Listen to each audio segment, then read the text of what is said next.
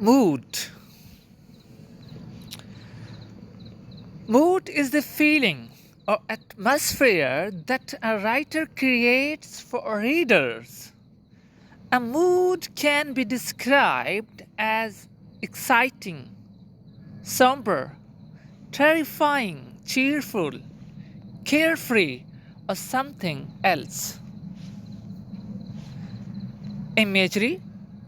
Imagery writers use imagery, language that appeals to your senses of sight, hearing, smell, taste, or touch to affect your emotions and establish a mood.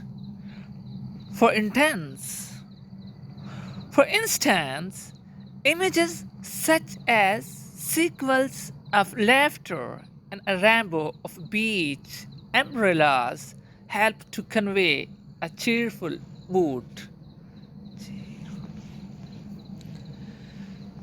To identify the mood in a work of literature, notice the following elements. Description of setting. Does the story take place in an abandoned house on a stormy night or on a crowded beach during the summer? The writer's choice of setting and the words he or she uses to describe it can create a mood.